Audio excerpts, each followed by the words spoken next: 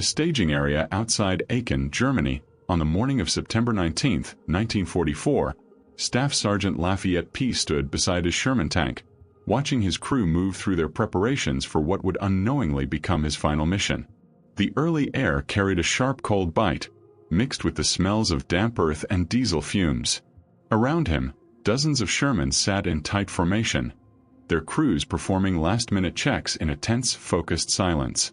Moments later, engines began roaring to life one after another, filling the entire area with a thunderous mechanical rumble. The ground itself vibrated beneath the weight of 33-ton machines gearing up for combat.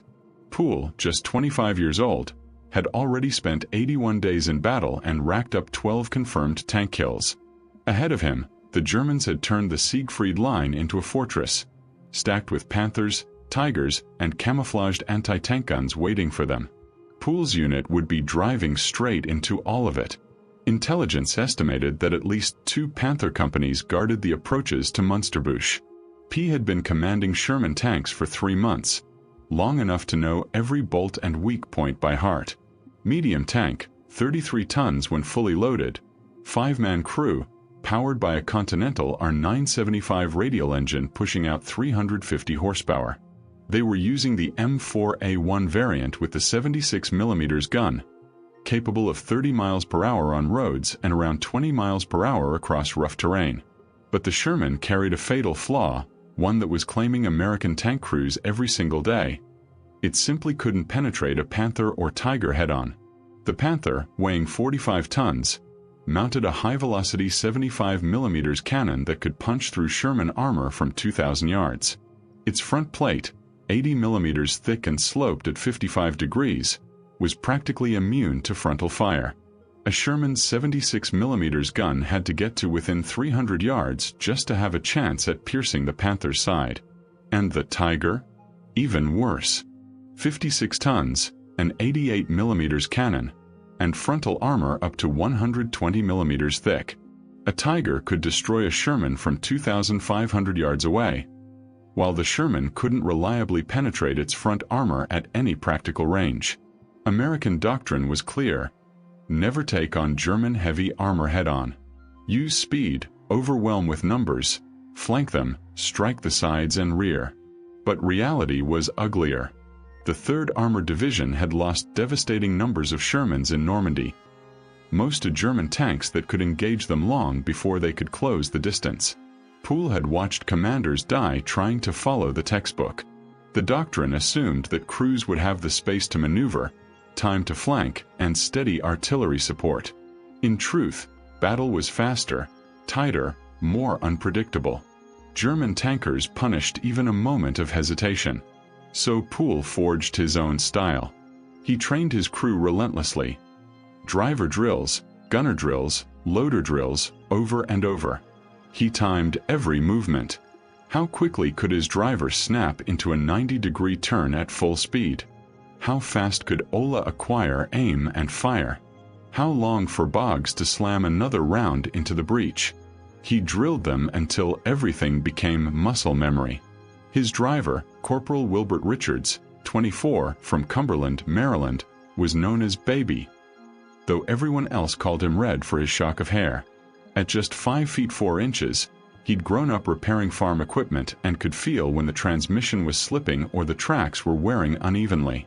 He always drove with his hatch open. His bow gunner, PFC Bert Close, was only 17, from Portland, Oregon. Poole called him Schoolboy. He had lied about his age to enlist, wore wire-rim glasses, and handled the .30 cal bow gun with steady, unshakable nerves. His gunner, Corporal Willis Ola, 29, from Morrisonville, Illinois, nicknamed Groundhog because of the marks around his eyes from the gun sight cushion, had been a machinist before the war. His instinct for target acquisition was unmatched. His loader, Technician 5th Grade Delbert Boggs, 22, from Lancaster, Ohio, known as Jailbird, had been given a choice by a judge: prison or the Army after a manslaughter charge.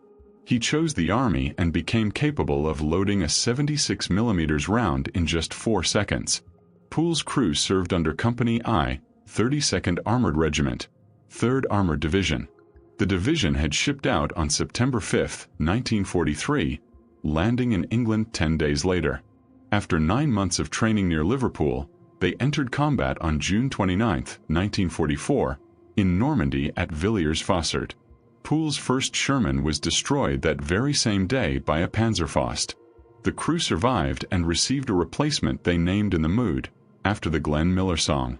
That tank was lost on August 17 to friendly fire when a P-38 Lightning mistakenly identified it as German armor. Again, the crew survived, and again they were issued a Sherman, which they also named in the mood. From June 29 to September 19, Poole's crew became the most prolific tank-killing team in the entire European theater. Their effectiveness came from fierce, aggressive tactics that broke every rule in the manual. When they spotted an enemy tank, Ola fired instantly. No waiting for perfect range. Richards would charge straight at the target, shifting angles, tightening the distance, keeping the enemy off balance. They shot, moved, and shot again until the threat was gone. On June 30, 1944, they faced their first Panther near Villiers-Fossard. The German tank was hull down behind a hedge 800 yards away. Most commanders would have called for artillery support. Poole didn't even consider it. He barked the order to fire. Ola's first shell struck low. The Panther's turret immediately swung toward them. Instead of reversing, Poole ordered Richards to drive forward. At 600 yards, Ola fired again. The round bounced off harmlessly. The Panther fired back, missing by barely 3 feet. Still Richards drove on. At 400 yards, the Panther fired a second time. This one struck Poole's Sherman but failed to penetrate. Closing to 300 yards, Richards yanked the Sherman into a sliding turn, angling the turret toward the Panther's exposed side. Ola fired the instant the gun swung into alignment. The 76mm shell tore straight through the Panther's side armor. A split second later, the turret lurched upward as internal ammunition detonated, sending metal fragments skyward. Almost immediately, 2 Panzer IVs attempted to swing around and flank them. Ola destroyed both in under 2 minutes. 3 enemy tanks eliminated in barely 4 minutes. Using tactics the manuals insisted were suicide. Word of Poole's method spread rapidly through the regiment. His relentless close-quarters aggression, constant movement, and willingness to fire before achieving textbook-perfect positioning became a lifeline for crews facing superior German armor. By August, dozens of tank teams in the 3rd Armored Division had adopted variations of his techniques. German units quickly noticed the shift. After-action reports from panzer commanders complained that American Sherman crews were suddenly engaging with far more aggression, closing the distance even after taking hits, forcing firefights at ranges where German advantages shrank dramatically. Strategies that had worked flawlessly for months were suddenly breaking down. Shermans that should have pulled back were instead charging forward under fire. Poole's combat record kept climbing. On July 21 near St. Lo, he destroyed 3 German tanks and wiped out 15 half-tracks in one engagement. On August 2 near Mortain, his crew ambushed and eliminated 2 Panthers that had themselves sprung a trap on his column. Then on August 29, Poole led an assault that smashed multiple German defensive positions, earning him the Distinguished Service Cross. By early September, his tally stood at 12 tanks and 246 additional armored vehicles destroyed. His crew had killed an estimated 1,000 German soldiers and taken 250 prisoners, all across 21 major offensive operations without losing a single man. Poole's battalion commander, Lieutenant Colonel Walter Richardson, a fellow Texan who had known Poole since training at Camp Polk, Louisiana, understood how extraordinary he was. Despite Poole being a sergeant, Richardson often placed him at the head of armored columns. Poole declined promotions repeatedly. He wanted to stay inside his tank and lead from the turret, not behind a desk. Then, on September 17th, long-awaited orders finally arrived. Poole and his crew were to rotate back to the United States for a war bond tour. After 81 relentless days of combat, they would head home to help raise support for the war. The tour was slated to begin in early October. But first, there was one last assignment. On September 19th, Poole's unit was tasked with punching through the Siegfried Line near Münsterbusch, Germany. Richardson personally instructed Poole not to take point that day. He wanted his ace crew to survive their final mission. Poole acknowledged the order, agreeing that in the mood would serve as flank guard instead of the lead tank. The attack kicked off at 0730 and initially proceeded flawlessly. For 20 minutes, everything held together. Then everything collapsed in seconds. Poole's trusted loader, Del Boggs, had been pulled from the line for medical checks ahead of their stateside rotation. His replacement was PFC Paul Kenneth King, a 20-year-old from Anderson County, Tennessee, eager but green. He had never trained with the crew. Poole spotted a concealed anti-tank position near a battered house. He recognized the silhouette instantly. An 88mm gun, one of the deadliest weapons the Germans possessed. He called out the threat. Ola confirmed he was ready. Poole gave the order to fire. King tried to load the round, but fumbled it. The shell jammed in the breech. Ola couldn't shoot.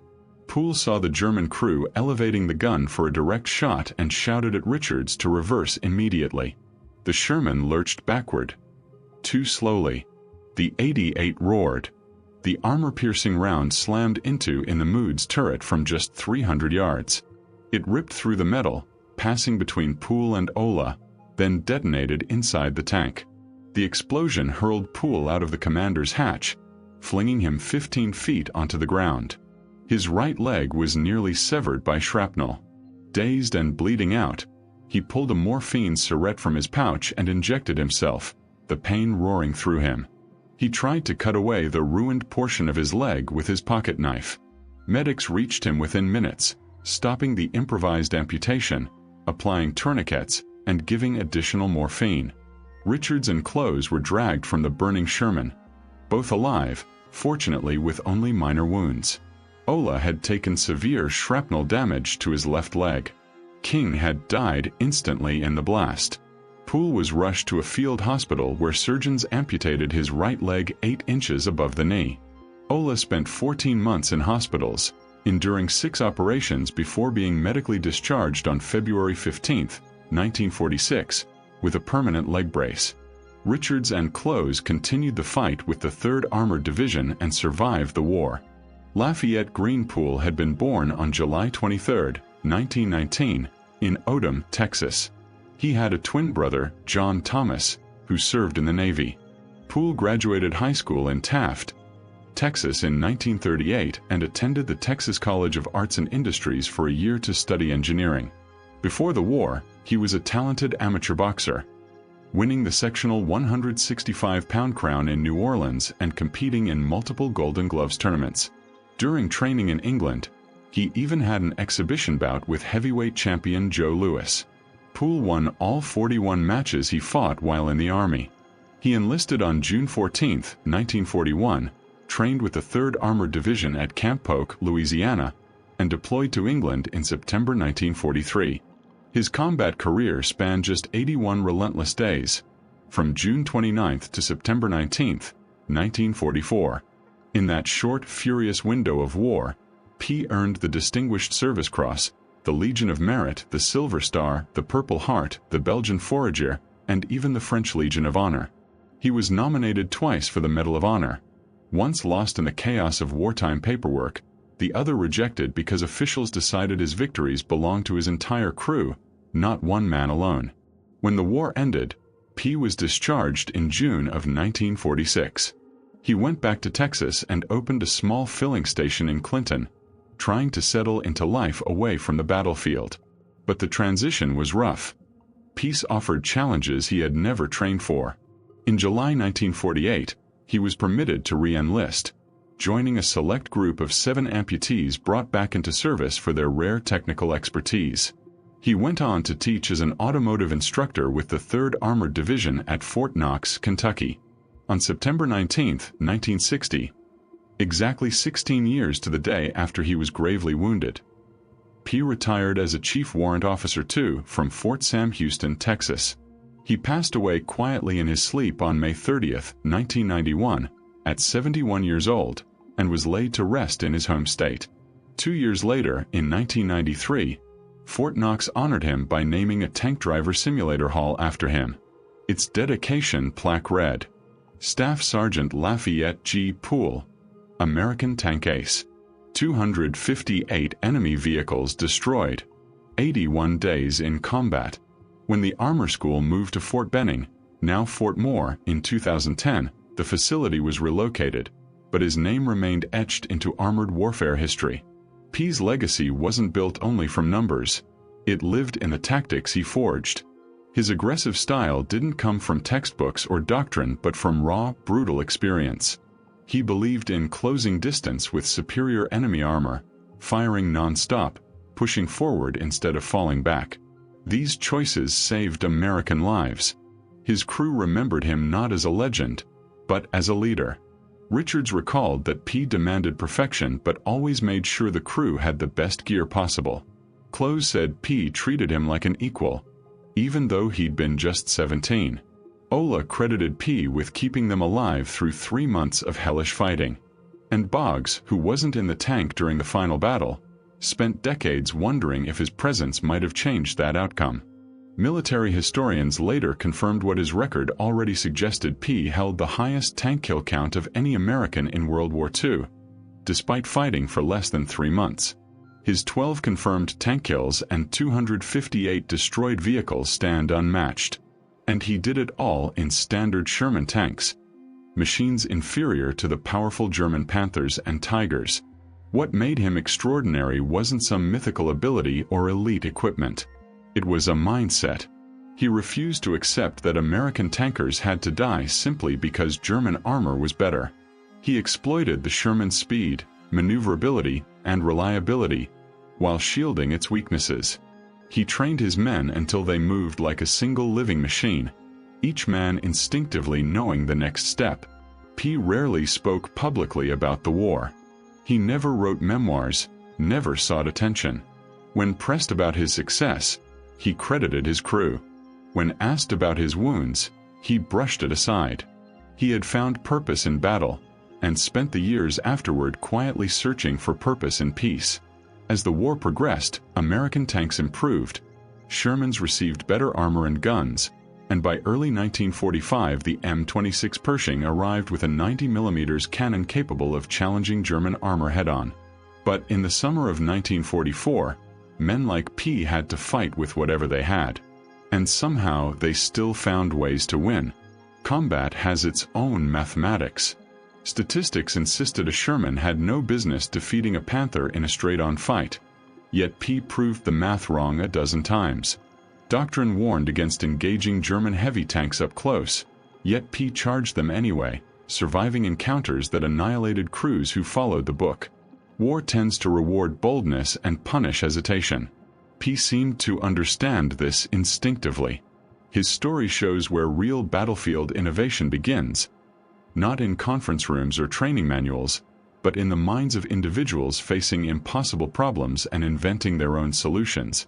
His tactics weren't approved by higher-ups. They emerged from necessity, spread through reputation, and saved lives. Today, P appears in armored warfare studies and historical records. The 3rd Armored Division Association preserves his achievements, and veterans who served with him still share stories at reunions. Yet all those memories only capture glimpses of the real man. Lafayette G. Poole was a young Texan who became America's deadliest tank ace of World War II. He fought for 81 days, destroyed 258 enemy vehicles, and lost his leg making sure his crew survived their final fight. He spent the rest of his life quietly working with machines, rarely speaking of the past. That's what real heroes truly look like. Not towering figures from a Hollywood blockbuster, but ordinary men who rise to extraordinary heights the moment history calls their name. Poole never fought for glory. He didn't chase medals or headlines. He fought for one thing: keeping his men alive and completing the mission. Everything else was secondary. If this story moved you, if it gripped you the way it grips us every time we tell it, then take a second to hit that like button. It helps us bring more forgotten World War II stories out of the shadows. And make sure to subscribe so you never miss the next untold chapter of history. There are still so many stories waiting to be heard. Because every story matters. Every life deserves to be remembered. And we want to hear from you as well. Drop a comment telling us where you're watching from. Our community now spans from Texas to Taiwan, from veterans and their families, to lifelong students of history. And today you just became part of that legacy. Thank you for watching. And thank you for helping keep these stories alive. One like, one share, one memory at a time.